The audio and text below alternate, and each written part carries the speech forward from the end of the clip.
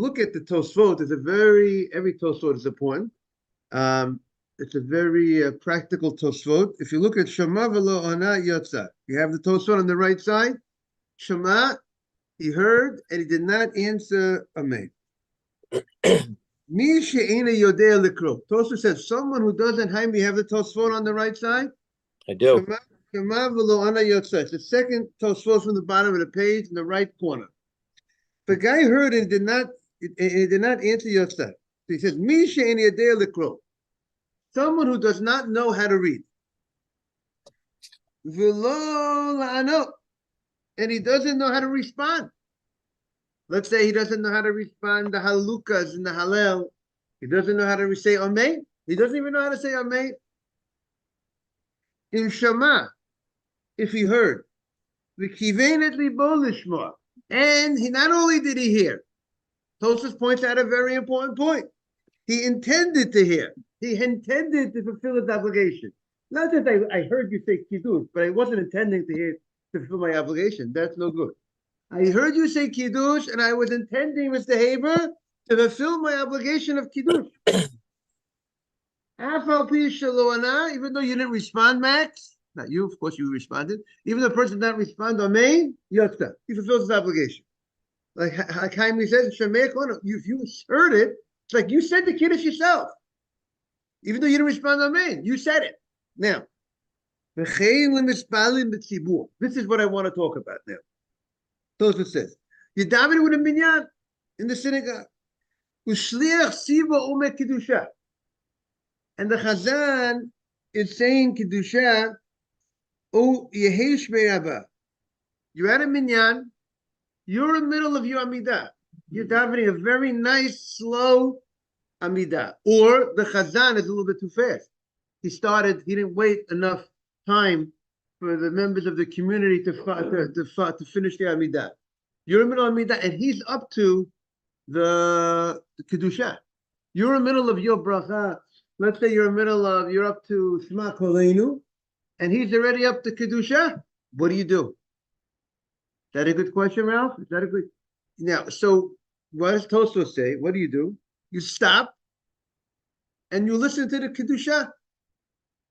Or you don't say the Kedusha. You can't respond if you're up to Shema Koleinu.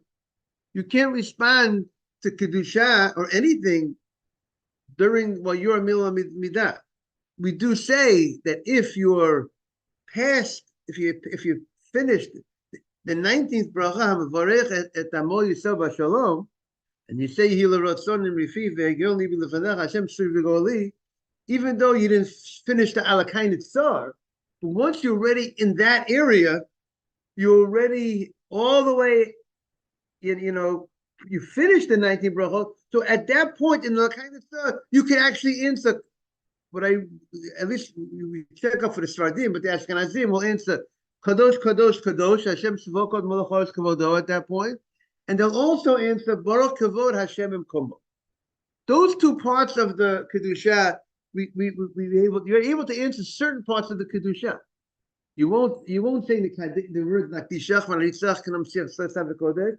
At least the Ashkenazim will not say that. They will not say Divrei Kachachak Kosav Leimar, but they will listen to the Chazan say those parts. But you can respond Kadosh, Kadosh, Kadosh Shem Tzvot Mechon Shvado. You can respond Baruch Kavod Hashem Komo. You can look up for the Sfardim exactly what they do. But if you're not there, if you're not at Hamavarach Hasam Yisrael B'Shalom, right, Max? You're in the middle of Shema Kolein, you're in the middle of Baruch Aleinu. What do? The Chazan is up to Kedusha. You stop and you listen. Similarly, if the Chazan is saying Kaddish, and you are in the middle of your Amidah, what do? You stop and you listen to the Amen. You listen to the Amen Yeshmer Abba. You don't respond. You can't respond if you're in the middle of Amidah. But again, if you're up to kind of tzara, you could respond. To say Umaris, you could respond Kadosh, Kadosh. You could respond Amen Yeshmer Abba if you're already past the 19th bracha. Say it again. If you're middle of Midah, you cannot middle of Midah, meaning before Hamavarech Hashem Yisrael B'Shalom, you cannot respond anything. You can only. I can read you what you have over there. Yeah, Okay. Oh, very good. Here we got a Tefillah LeDavid HaShalem K'minhag HaSfardim Ve'edus HaMizrach. So here it says, beautiful. It's a beautiful Siddur. It says over here that if you're during Elokai Nitzah, right? You could respond, like I said, Baruch Kavod Hashem Komo and Kadosh Kadosh Kadosh. Those are the two things that you can respond, and you can respond. And also there's certain amens that you could respond that you can respond to. It says some of the amens there's certain amens you can respond to, not all. And okay, so the bottom line is, why will I stop in the middle of the Amidah? Why will I stop in the middle of the Amidah? If I'm in the middle of Amidah Maris, right, and the Chazan is up to Kedusha, I stop and I listen to the Kedusha. And you know what? Thank you very much. I get credit for the Kedusha. Even though I didn't say the Kedusha, what did I do? I just listened to the Kedusha. Good morning, Adam. Because listening to the Kedusha is like I said it. So what do I do? Do they say that over there? What do you do if you're in the middle of Midah? Does it say you stop and you listen to the Kedusha? Do they have that halacha? If you're middle of your Midah, like I said, before Hamavarech Hasamu Yisrael Vashalom, you stop and you listen and you get credit. Shomea Ka'oneh. You get credit as if you what? Said the Kedusha because you listened to the Kedusha. If you hear the Amen Yishmei Rabbah, you stop, you listen as if you said the Amen Yishmei Rabbah. That is the first point of Tosfot. And then he says, then he has a and by the way, and that's what Rashi says. Rashi says that's what you do. And then when he finishes the Kedusha, then you go ahead and you continue from where you were up to in your Amidah. That's what you do. However, Tosfos brings down a different issue, a different opinion. Tosfos says that maybe you should not you should not stop and listen in the middle of your Amidah. Good morning, Mark. Now, does he talk about Adam stopping listening during the Amidah? Mark, we're discussing if you're in the middle of the Amidah and the Chazan is up to Kedusha, what does a person do? So Tosfos brings two opinions. Tosfos says, could you repeat that? The siren was in my ear. No problem. If you're in the middle of Kedusha, you're in the middle of the Amidah, your daven is such a beautiful Amidah, such kavanah, and as a result, you're having such a kavanah. He's way ahead of you. The Chazan is ahead of you. What do you do if he's up to Kedusha and you're not up to Kedusha? You're in the middle of Shema Koleinu. What do you do? Right, Morris? Says Morris seems to be indicating silent. You stop, you listen to the Chazan say his Kedusha. And what's the why and how do you get credit? Because listening is like saying. So, but Tosfos says, you know what? If listening is like saying, you know what it's like? It's like you said it. So how can you stop and listen? Rabbi, what's the source of Shomea Ke'oneh? Where do we learn it from? The Gemara is going to bring it in momentarily, Jaime. The Gemara is going to bring answer your question. When you ask the Gemara's question, that means we're on the right page. We're on the right wavelength, right station. So Tosfos brings an amazing point.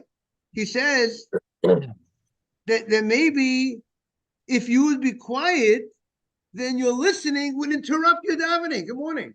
You hear that, Mr. Haber? Because we take it all the way.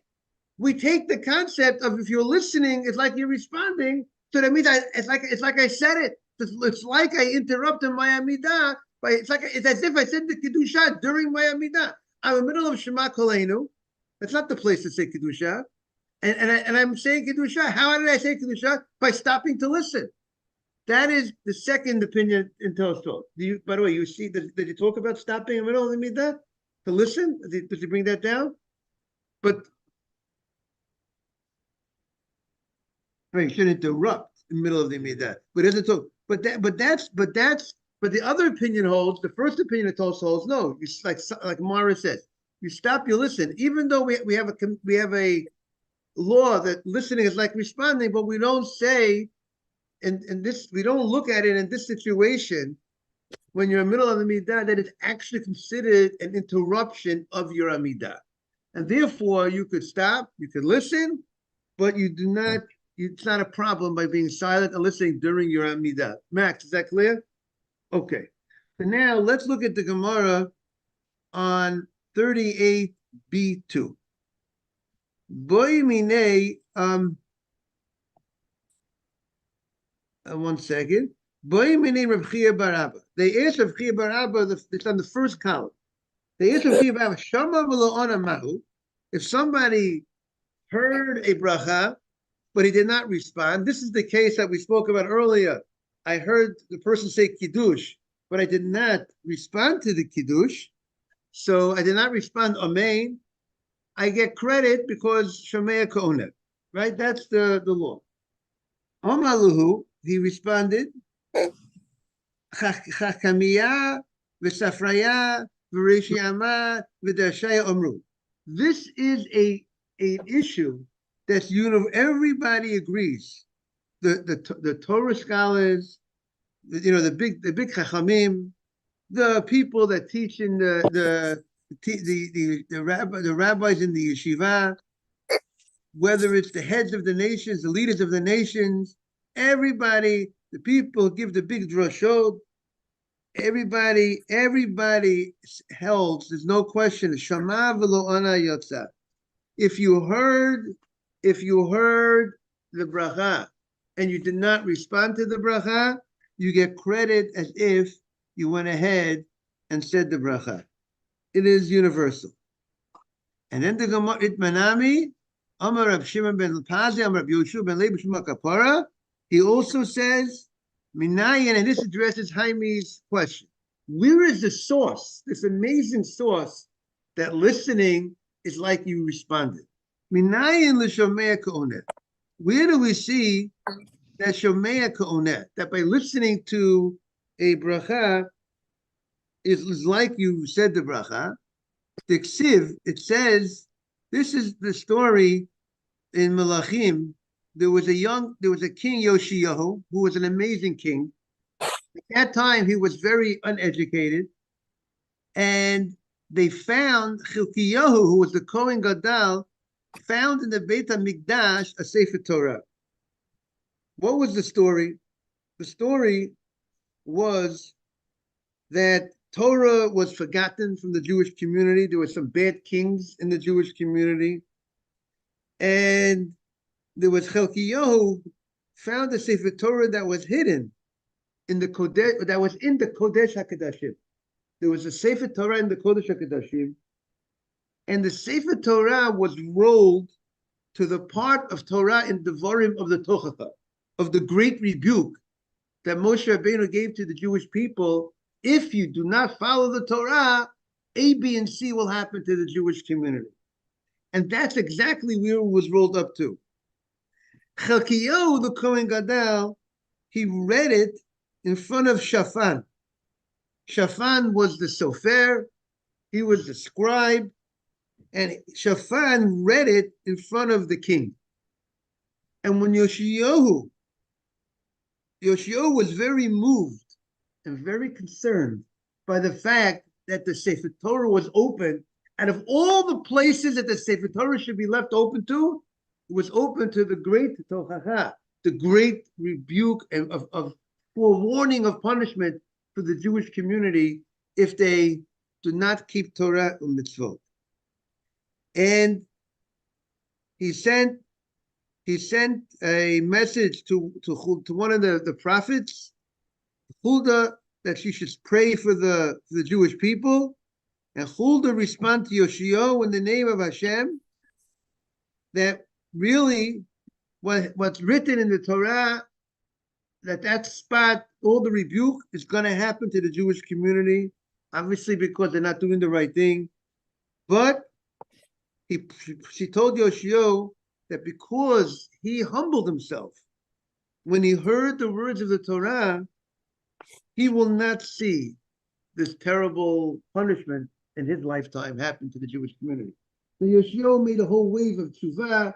He sent around to get rid of the zara from the Jewish people, and he was one that goes down history as one of the greatest kings of all time. And we see from there, and what does it say over there? It says, Kol divrei hasefer asher kara Yoshio. It says, it talks about the words of the Torah that was read by the king Yoshio.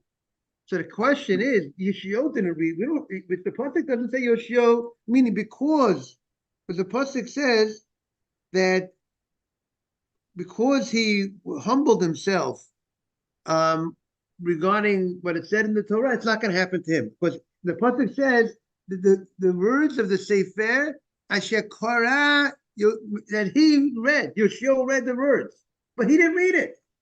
It was read to him. It was read to him by someone else. So how does the pasuk say that he read it? So the Gemara says, "What do you mean? V'halo Shafan is Quran. Shafan read that the pasuk to Yoshio. It says the Ksiv Vayikri'eu Shafan l'fnei HaMelech. Shafan read it.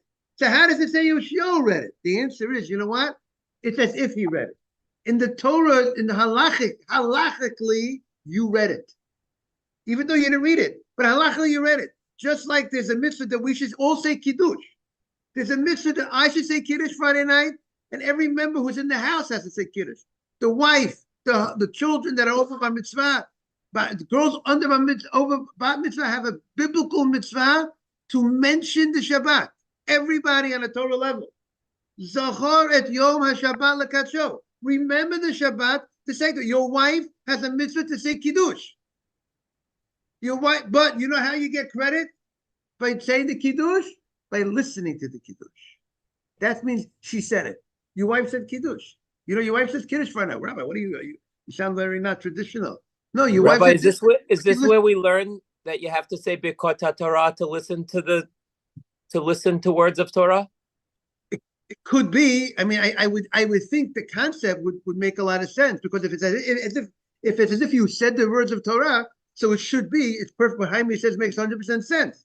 But if it's as if he read the Torah by listening to the Torah, so of course you have to say Birkat Torah. You can't learn if you're hearing Torah and not responding, because by you listening to Torah, it's as if you read the Torah. It says Yoshio got credit for reading the Torah. This should be a great source, Jaime. What you're saying, that you can't just, a guy says, you know what, on the way to the synagogue, I'm going to listen to, Mark is walking to the synagogue, right? But Mark is involved. He's talking in the Torah also. But let's say there'll be a person that comes to a class, listening to a class on, he gets up in the morning and you know what, immediately he puts on his shear in the morning. He washes his hands are clean, and he puts on a shear. He's not talking to the shear, right? He's listening to the shear. Okay, he has to say Birkat Torah first, right?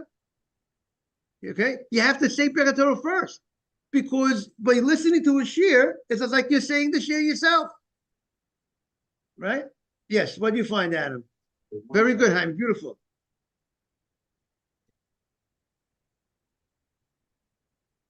If during the Amidah, this is the Chazan reaches the Kedusha, and you are where? And where are you up to?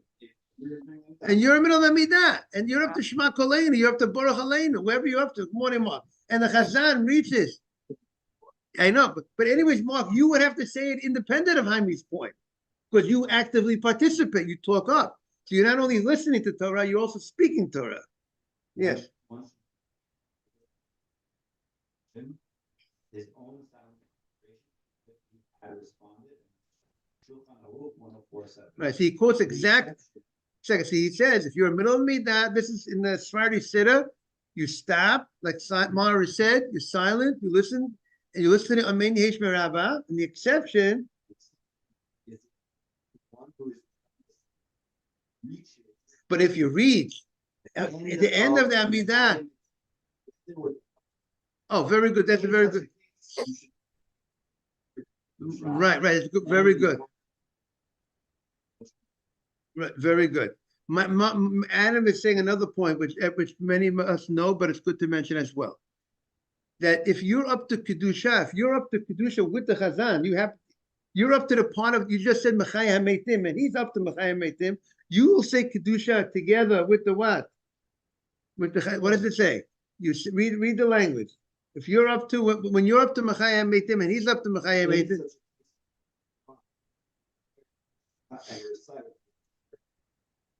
You respond to the kedusha. You respond like everybody else. Like, what'd you say? Or let's say if you're starting when he's doing the chazara, you will say that you will respond to the kedusha, like everybody else responds to the kedusha. That's what they said, and you will say the bracha at the kadoshim kadosh together, in sync with the chazan. Tola kela kadosh.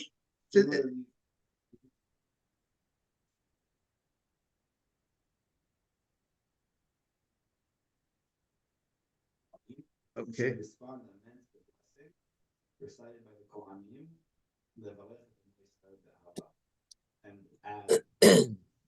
okay. Very good. He also says, very beautiful. He also says, I'm going to read it over here. Also, he says, let's say, if you conclude a Toshim, let's say you're saying like Mark was saying, the common case. A guy was late, and he started his personal lachash when the chazan started his chazara. And let's say you're going throughout the midah with him, and he gets up to Hatov Shemcha. So then what did you do? So you said the kedusha, you responded to the kedusha, and also you bowed modim with him, and then he got up to Hatov Shemcha L'chanei Elodo, and now it's Birkat Kohanim. It's Shachrit in the morning. What do you do then? So then you should respond to the bracha when the Kohanim open up. Yes, you respond amen to that. You stop at Tosha Chochados, you answer to that amen, and you answer to the three brachot of Birkat Kohanim, each one. V'rach Hashem Yishmerecha, amen. Yashem Panav amen. Shemaracha L'Samcha Shalom, amen. That's what you would do at that point. Rabbi, sorry to interrupt. Two quick questions. In Mark's case, if he wasn't participating in the class while he's walking there, but he's just listening, in that case, he would have had to say Birkat HaTorah before he left for shul at home. He can't make it in shul when he gets there. Right, because he's listening. Because Mark's 2 points. Number one, Mark is talking Torah, and he's also listening to Torah. But even if he was just listening, he would have had to say Birkat HaTorah before. Yes, and I want to take out the Shulchan Aruch on that point. I want to take out Shulchan Aruch right now. I know that, yes. The thinking Torah, the Shulchan Aruch talks about that also. There's a question. What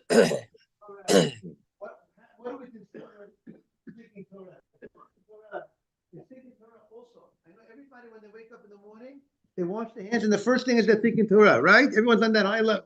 That's what Baruch Hashem, they're thinking Torah, which we hope everybody will reach that level. So there is a question if you have to say Birkat Torah before thinking Torah. See, now I got out the Shulchan Aruch. We'll get to the Shulchan Aruch. Here comes the Shulchan Aruch. It says the following: Birkat Torah Sorich Lizah B'Ma'ot. The first thing the Shulchan Aruch says, you have to be very careful about saying Birkat Torah. That's point halacha number one. And then he says, the Shulchan Aruch's opinion regarding thinking Torah, at least the Sephardi opinion, or at least in the Shulchan Aruch's opinion, thinking Torah does not require you to say the bracha, because thinking is not like speaking. If I think Kiddush, do I get credit for saying Kiddush? No. I got to say Kiddush or listen to Kiddush. Someone else say Kiddush. Thinking is not enough. That is the opinion of the Mechaber of Yosef Cairo. That's called Hirur? That's called Hirur, thinking. And therefore, by the way, we have halacha, but even though thinking is not speaking, thinking is a very important thing. We have to be careful what we think about. We think about wrong things, it's a big problem. But thinking is powerful. Now, let's take a look in the Yalkut Yosef, in Siman Mem Zayin. So the Yalkut Yosef, in Siman Mem Zayin, says the following: He also repeats what it says Shulchan Aruch and the Kitzur Yalkut Yosef. You have to be very careful in the Birchas Torah. It's forbidden. He adds, it's forbidden to engage in Divrei Torah until you say the Birkat Torah. Now, he says there's a machloket. If saying Birkat Torah before you learn, are these brachot a Torah responsibility for you to say before you learn? Or is it a rabbinic responsibility to say these brachot before you learn? That's a matter of dispute. He said, he also quotes the idea that you're allowed to think Torah before you say Birkat Torah. That's but what not he allowed quotes. to listen. But right. I want to see what he. I want to see. He talks. He says writing Torah. Now, he says you should not lechatchila write Torah unless you said Birkat Torah.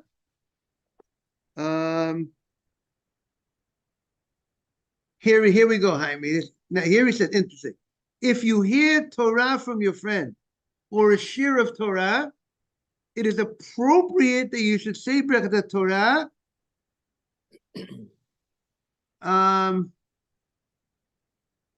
And say that before.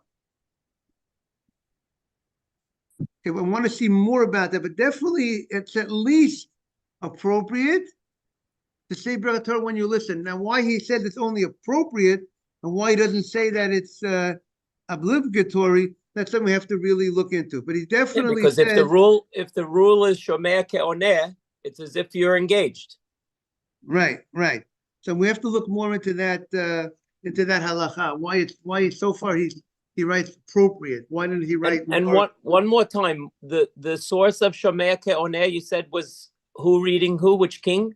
The king, when Yoshio HaMelech was read the Torah after the Torah was found, the Torah was read to him, and yet the Torah says he read it.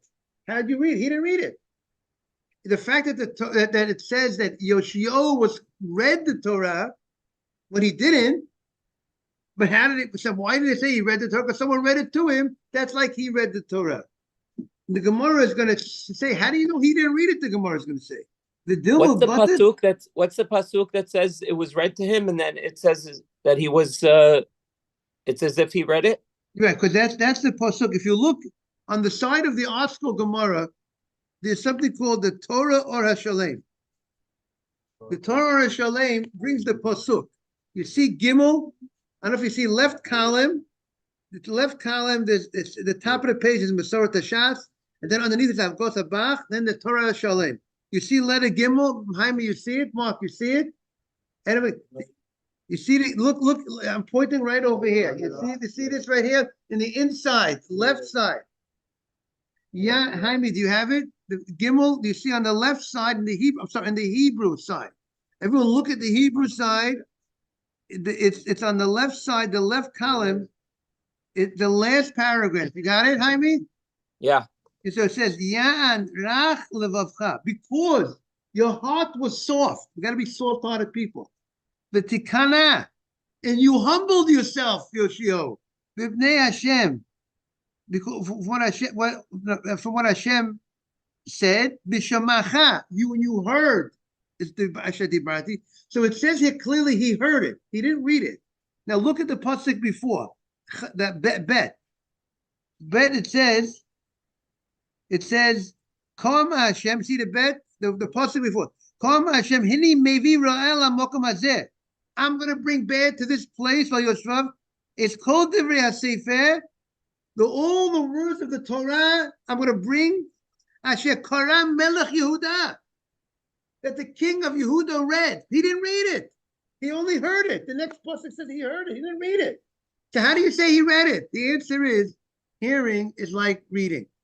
You should know also the halachas of Lashon Hara.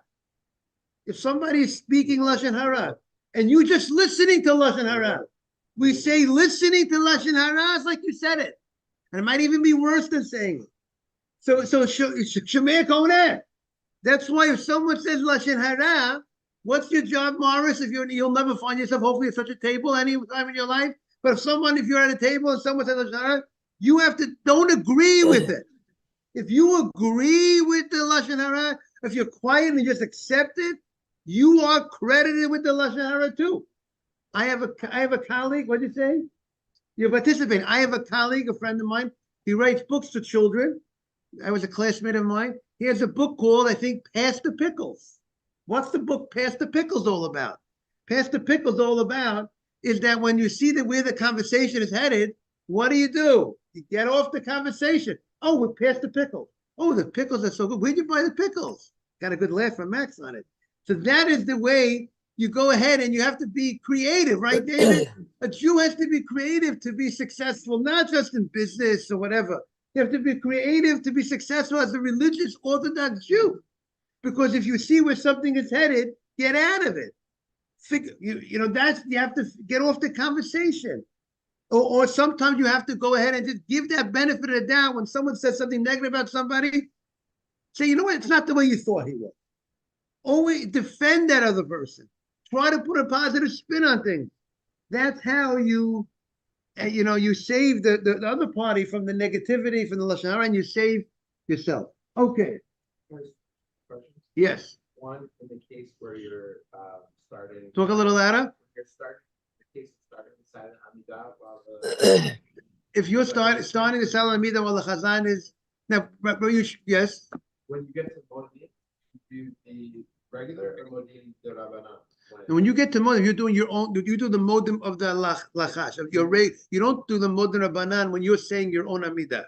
Right. When you're up to Modim with him. Right. Exactly. You'll say not his Modim. You'll say the Modim that he's saying, because that's the same Modim as you're saying. Meaning you're saying the Modim. You're in the middle of your Amidah. You're saying the Lachash, regular Modim. There you will not get the Modim Rabbanan. And then like Morning. in the case of walking shul, or when you're saying you're proud of the Torah in the morning before you first study with others and whatnot, you're just it's two blessings. So if it's on a Monday or Thursday, and we're called the Torah Rishayt, Right. Why do we second? It's like you're called Torah. Right. Why do we even have the second one? Like on Mondays and Thursdays. Right. That's the reading of the Torah works differently than the regular everyday reading of Birkat Torah. That's more in honor of the Torah that we're saying that bracha. Meaning, even though you said Birkat Torah in the morning, you're saying it again when you get an Aliyah. By the way, you mentioned that Birkat Torah is 2 brachot. Many counted is a machloket. How many brachot is Birkat Torah? Is it 2 brachot or is it 3 brachot? Meaning that many of in the Sephardic community, I think their custom is they say Amen to Al Divrei Torah. They say Amen to Hamalam Torah Moisés and Asher B'Chabona. They have it as 3 brachot. So if you look at the Siddur, it's 3 brachot. Many Ashkenazim hold. We look at it as 2 brachot. We will not answer Amen to Al Divrei Torah. We just wrote. We continue Harevna Hashem Elokeinu. See, in the Sfardim, you get 3 amens on the deal. The Ashkenazim only get 2 amens on the deal. If you listen to Birkat Torah, that is something that you need to. You see, it says Al Divrei Torah, but it's Sfardim. But I understand that many of their customs they will answer amen. Is that correct, Mark? Mark, did you? I have to follow up with the homework. Yesterday's homework. Okay. What? Okay. By the way, Jaime, we got a sitter. We got a sitter that says your point. Sitter Keminag Asfardim Islam Mizrach, that it says one may not study, recite, write, or listen to Torah matters before reciting the following blessings. However, Torah thoughts are permitted. Okay, so that's clear, Jaime. In this sitter, it's very clear. You cannot study, recite, write, or listen to Torah without saying the Birkat Torah beforehand. Okay. I love it. I love the rules, but now I'm so excited that we have the source. Right. Good. Beautiful. That's Mr. Haber always likes the source, reason, case, law, and reason. Okay. But the Gemara, that's what the Gemara says, the Dilma. The Gemara says But Dilma busted the Karinu Shafan Kari Yoshio. Maybe after Shafan read it, maybe Yoshio read it after him. So the Gemara says, no. It's clear that he did not read it. Because Amar Rav Acha bar Yaakov, lo sakataita. Don't think that Yoshio ever read these verses of the Torah. Diksiv. Yan, rach levavcha. Because your heart was soft, we quoted this pasuk with Tikana. You humbled yourself in Hashem, in front of Hashem, Mishamacha, when you heard the words. It doesn't say, now, if Yoshua read it, it would have said when you read the Torah. But it doesn't say he read it. Mishamacha. It said when you heard V'lo b'karacha, not when you read it. So therefore, the Gemara says that's the proof that Shomea Ka'ona. And by the hearing it, right, David, when you listen to something, it's like you said it. And by the way, Hashem has different, these rules, how Hashem works, are very different than we work, than we would have said. We would not have said listening is like saying, but that's the Chidush. And that's Hashem's book. Hashem has different ways how he equates things. We have another halacha. If you see someone doing a sin, and you're able to protest, and you don't protest, you don't stop them, right? You know, you have a friend, he's not keeping Shabbat, he's driving on Shabbat, he's using his phone on Shabbat, whatever it is. And you're able to stop, and you don't stop him, what do we say? In God's book, what is it like? You did the sin. That's tough. Yeah, it is tough. But you know what? Let's look at that positive spin. Good morning. If you help someone do a mitzvah, and because of you, someone did a mitzvah, what happens? You get credit. That's what you want. As if you did a mitzvah. You know, I gave a mashal. Let's say you encourage your relative, your friend, to keep Shabbat. Now, every Shabbat that he keeps in life, it's because of you. So therefore, you have on your record, let's say, and the guy, he goes all over the world. He keeps Shabbat all over. So in your book, you have it that you kept Shabbat in Hong Kong, in Alaska. But you never went to Hong Kong. You never went to Alaska. You never went to these places. What do you mean? What do you mean in my book it says that I kept Shabbat in all these places? Right, David? The answer is yes. You, because of you, this happened, you get credit. What do you, every time your child does a mitzvah, your grandchild does a mitzvah, they're only here in this world because of you. You're going to get big credit on the deal. Rabbi, yes, you're a very wealthy man. Look at all this Torah being learned because of you. Thank you very much. Listen, there's much more we got to do. There's a lot more. We got to reach many more people. I need your help, Jaime, to encourage more people. We got to ask our good friends to come back, more people to come to the class. I give homework out to everybody. We have to realize. We all have a reach. Everyone has a different reach. Are we using our reach to encourage people? Right, David? David is smiling. He's agreeing with me. We gotta use that reach. Encourage someone to come to a class. Come to give tzedakah. It's a big deal. I know there are people in this room that encourage people to give tzedakah. I'm not gonna say who that person is or those people are. You get big credit. We gotta do more of that. We encourage. Does Mark Ajmi get credit for his mob tactics to give tzedakah? His beautiful tactics that everybody should thank Mark for his encouragement, for encouraging them to but it's get intimidation, mitzvot. Rabbi. It's intimidation. That's called kosher intimidation. Exactly. You know, in the Ten Commandments, one of the prohibitions in the Ten Commandments is lo sachmod. Lo sachmod is you're not allowed to intimidate and pressure someone to sell something that he doesn't want to sell. Even though I'll pay you full price. You have this property, I want it. And I'm going to pressure you. If you don't sell it to me, I'm going to do this to you. I'm going to threaten you. It's a big sin. 10 commandments. But this pressure is kosher pressure. And this is called kosher embarrassment.